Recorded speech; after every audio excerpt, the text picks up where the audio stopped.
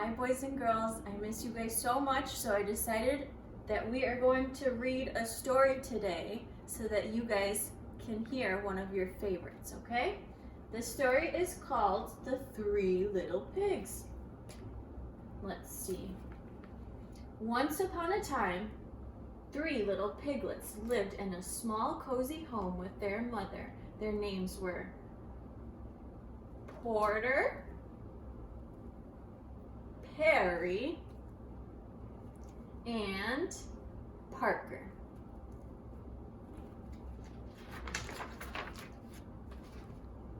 Porter was a relaxed sort of pig.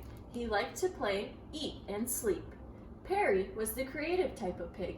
He had lots of ideas, but he didn't always finish what he started. And Parker was a thoughtful little pig who worked hard and did everything just the way he was supposed to. This kind of annoyed his brothers. Well, the three little piglets got older and older and bigger and rounder.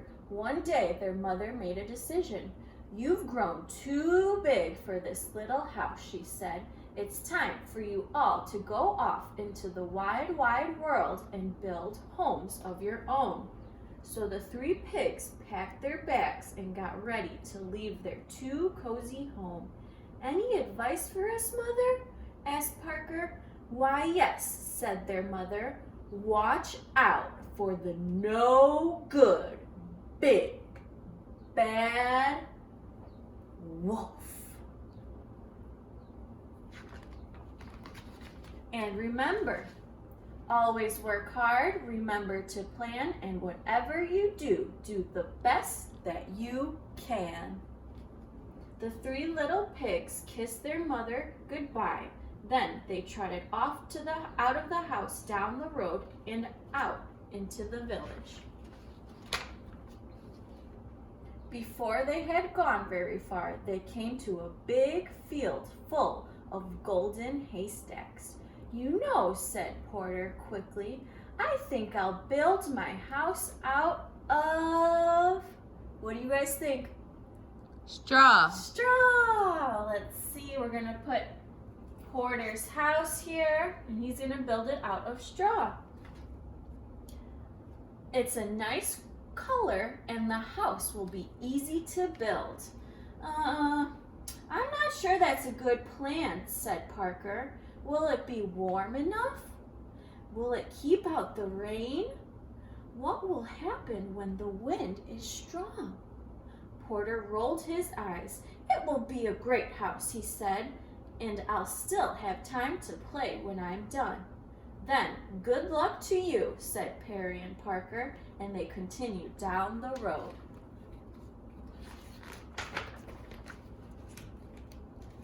Soon, Parker and Perry came to a shady grove of trees. "You know," said Perry, "I think I'll build my house out of logs. Logs are strong, and I can paint them different colors."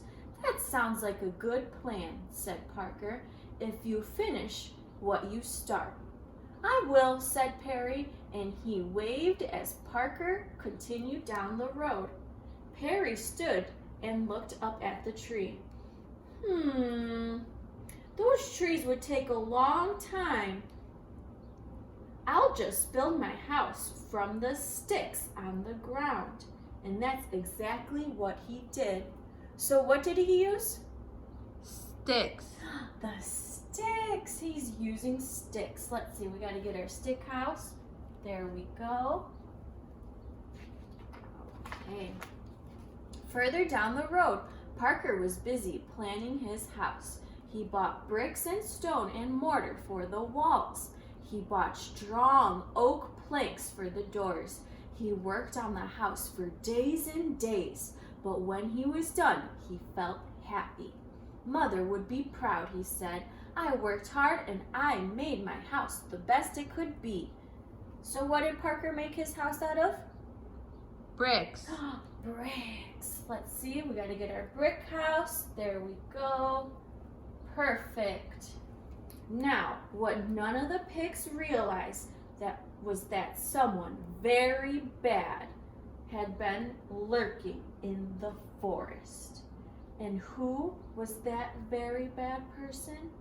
Yes, it was the no good, big, bad wolf. First, the wolf went to Porter's house. He saw bundles of hay held together by a rope, and he saw Porter Pig outside napping in the sun.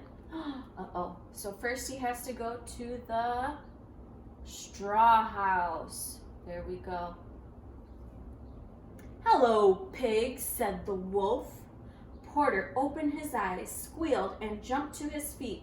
Ah! He ran into his house, pushed the door shut, and he hid under his bed. Now, said the wolf, "I only want to have a chat." "Ha," said Porter, "I know a hungry wolf when I see one."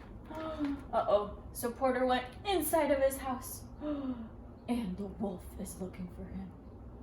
"It really doesn't matter," said the wolf. "Little pig, little pig, little pig, let me come in." "Are you kidding?" said Porter. "Not by the hairs on my chinny chin chin. Then I'll huff, and I'll puff, and I'll blow your house in." The wolf stepped back, then he huffed, then he puffed. "I need your help. Will you help me blow down the house?" On the count of 3. 1, 2, 3. And the house went flying, and Porter Pig went running. Uh-oh. The next day, the wolf decided to try again. He strolled down the road until he saw a flimsy house made of, let's see, what kind of house is this one? That's the stick house. Uh-oh. "Hello, my little piggy," said the wolf. Perry jumped up in fright. He ran inside his shaky house and pushed a dresser against the door. Uh-oh. Perry's hiding in his house. "Huh," said the wolf. "Does he really think that's going to help?" He cleared his throat. Little pig, let me come in." "No way," said Perry. "Not by the hairs on my chinny chin chin. Then I'll huff, and I'll puff, and I'll blow your house in." The wolf stepped back. He took two huffs. He took 2 puffs, and he blew with all his might. Are you ready to help? On your mark, get set, go. And the house went flying, and the pig went running. Ah! Sticks twirled in the air. The wolf pounced, the pig bounced, but Perry squealed and ran. "This just won't do," said the wolf. Uh-oh. But the wolf knew there was still one more brother to visit. He strolled down the road until he saw a house made of stones and... what was the other house made out of again? Bricks. Bricks! He went to the brick house where Parker was. "Hello, friend," said the wolf. "Don't you friend me," said Parker. "Leave now or you'll be sorry." "I doubt it," said the wolf. Parker went inside and slammed the door. The wolf heard 3 locks locking and 4 shutters slamming. He stood back. Uh-oh. Parker went in his house.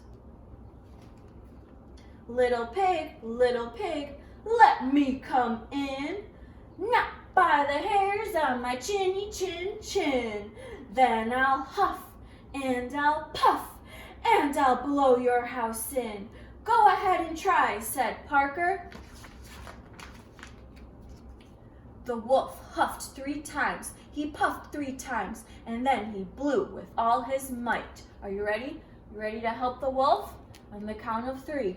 1, 2, 3. Did anything happen? Nothing happened. That's a surprise, said the wolf. I wonder why nothing happened to the brick house. We'll have to keep on reading. Now, he huffed 4 times, and he puffed 4 times, and he blew again with all his might. Are you ready? Let's try again.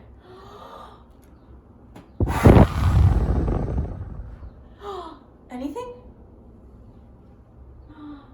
Nothing. This is not at all what I expected, he said.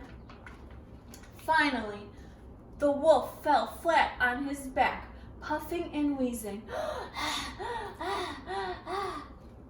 He heard the shutter creak open. I knew my house would stand up to that no good big bad wolf, said Parker.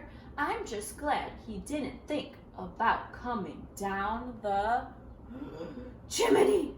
The shutter door slammed. The chimney, whispered the wolf. He sprang to his feet. Of course, he sneaked to the side of the house and saw a pile of boxes stacked against the wall. This makes it even easier, he chuckled. He climbed up the boxes. He crept across the roof. Then he jumped into the opening and slid down the chimney.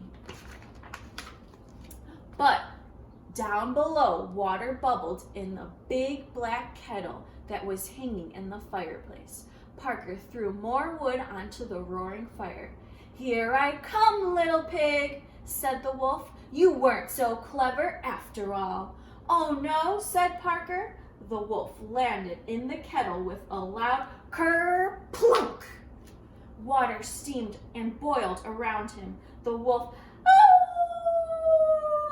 howled in pain and shot right back out up the chimney.